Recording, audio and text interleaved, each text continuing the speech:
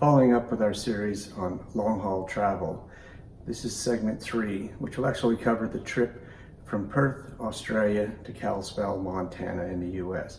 And it covers about 22 hours of flying time.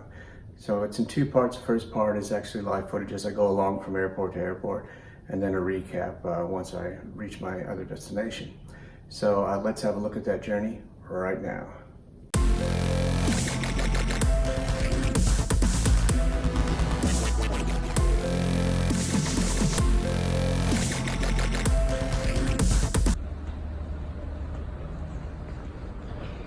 Taking a midnight flight, very quiet airport, no lines for security, straight on through, very quiet.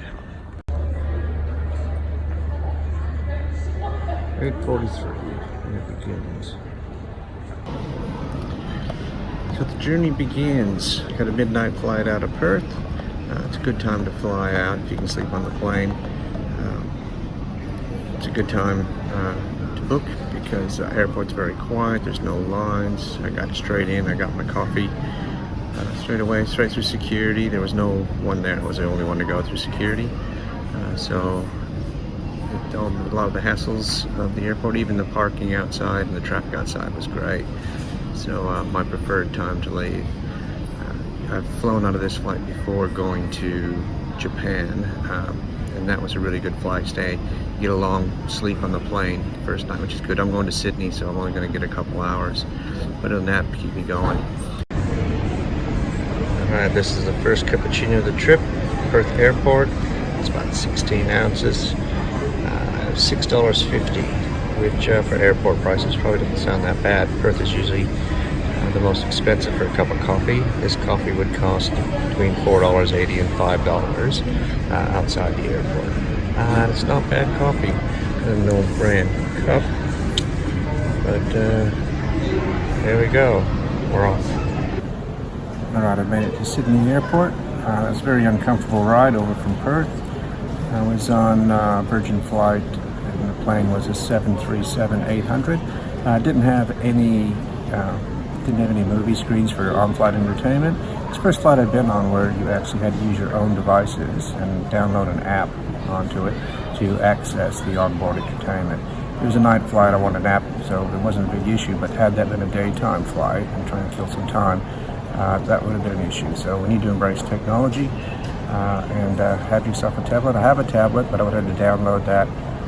This is something to be aware of. I haven't come across this one before. Also the seating arrangements, I booked the seats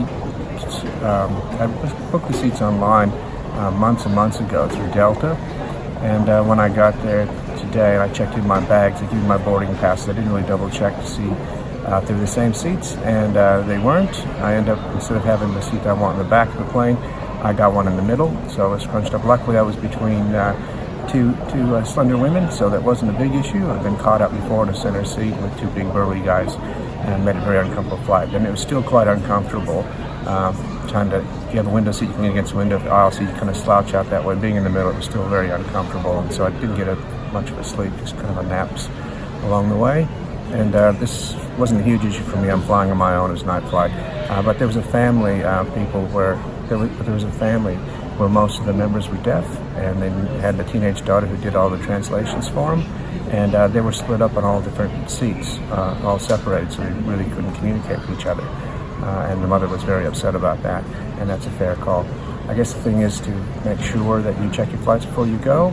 Again, a bit of pre-planning, so check your flights, check your seating arrangements, book in. I'm booked all the way now to Kalispell, and so I don't know if I have my seats changed or not, if they're not right, but we'll just have to wait and see. So yeah, that wasn't a very enjoyable leg of the flight, a good start, but yeah, again, poor planning on my part and not double checking. I'm still at Sydney Airport. I just got pulled up with security, getting lots of attention this trip. That used to happen to me a lot. I've fit a profile. I travel alone a lot on my own. I have 2 passports, ex-military, and a number of years ago I did an expedition down in Antarctica on a Russian icebreaker, and somehow that flags me. So the Last time I traveled, I had no issues, come straight through, so I thought maybe it was an age thing. I was past all that. But no, this time I asked him why I was being flagged, and he thought it was going to be because of the new passport, first time I've traveled out of the States. So they said they flagged me for that, and yeah, they made some phone calls, and it's all good. I'm going through now. At the Sydney airport, I need to transfer by bus from the domestic airport to the international airport. So make sure you have a long time, whether you're traveling which way, that you have time to transfer between airports. It takes about 20 minutes.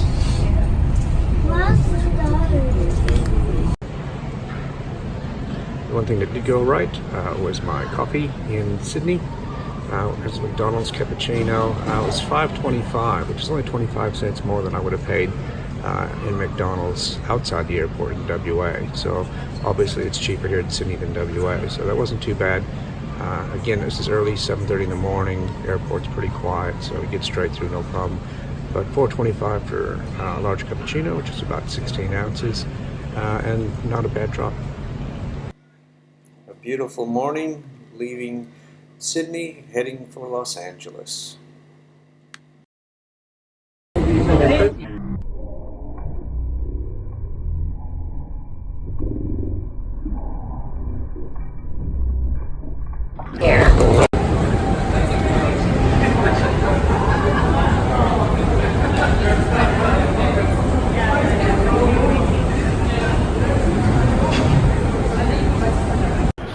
Well, we arrived in LA.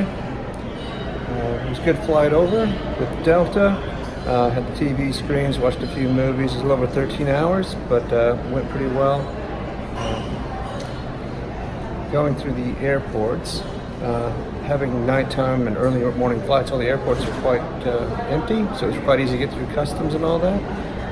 So keep that in mind. If you can pre-plan that and kind of book around having your flights come early morning or late night, that'll make the process of particularly going through customs quite easy. So keep it in mind. But the other thing was my cappuccino here from Starbucks. The large here is about large in America is quite different than large in Australia. Large in Australia is about 16 ounces. This has got to be like I don't know, 26 ounces or something. It's quite a big one. And it was $5.25, but that's American dollars. So in Australian dollars, that's like $7.50. So it's a much bigger coffee, but you are paying a bit more. But it's airport prices is pretty good. We'll see what it's like out in the community when we get to Montana. If you're traveling alone, you may be asked to sit in the emergency exit row.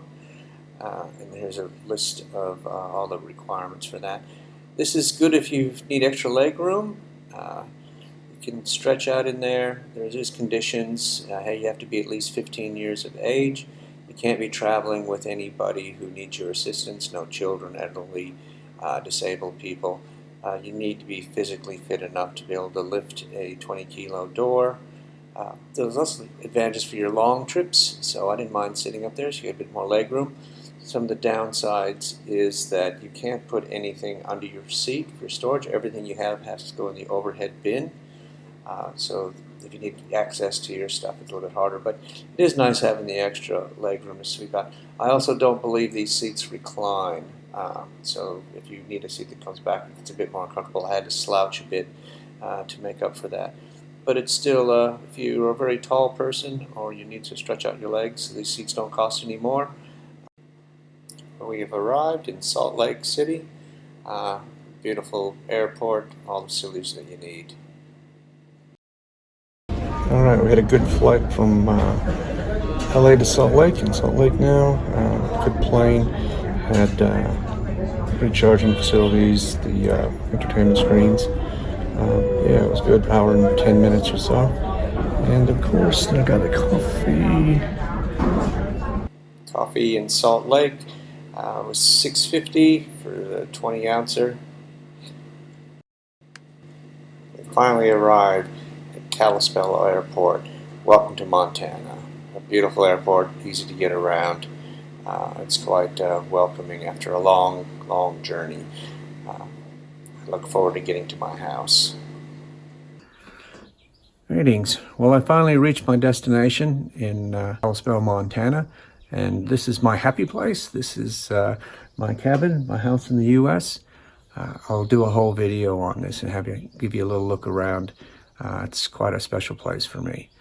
And you can hear the birds out there. And if you hear a buzzing in the back sometimes, those are hummingbirds. They're quite rampant around here. And when I get to a place like this, it makes all that long haul travel all worthwhile. The trip over wasn't too bad. I've definitely had worse trips. The worst part was the travel from Perth to Sydney. I was on a Virgin flight, and for the first time I was on a flight that didn't have any onboard entertainment as far as providing the screens. Usually they have in the back of the seat. On this occasion, which will probably be the wave of the future, is that you're required to have your own device, so an iPad or your phone or whatever, and you can download an app and then you can watch movies, listen to radios, all that onboard entertainment you usually have. Although I had a tablet with me, I still would find this an inconvenience. I might quite like to have the screens in the back of the seats.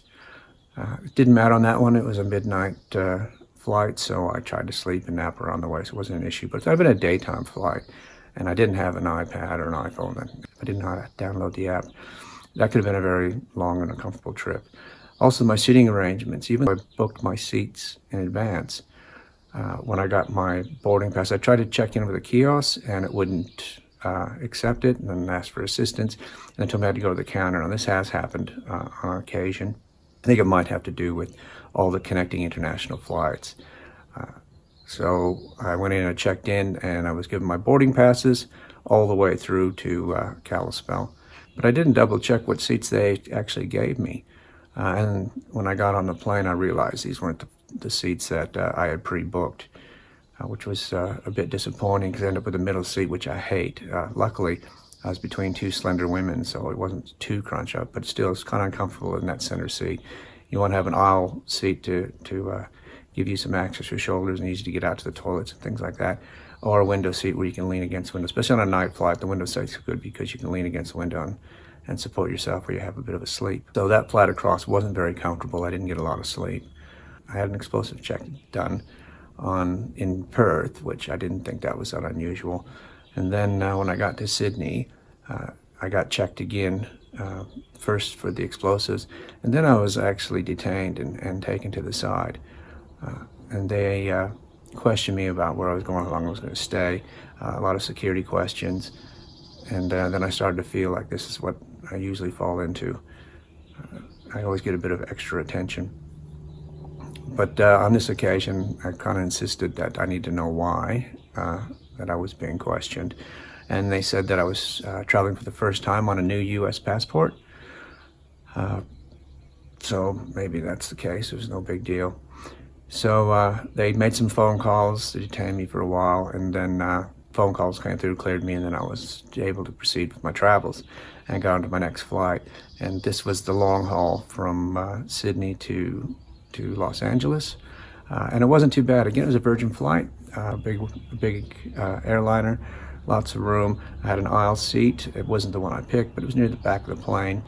So quite comfortable, and had the screens at the back of the seat in front of you for the onboard entertainment, which always makes that long flight more comfortable. You watch 3-4 movies and had some naps, and you're there. So yeah, I was quite happy with that length. Got into Los Angeles early morning.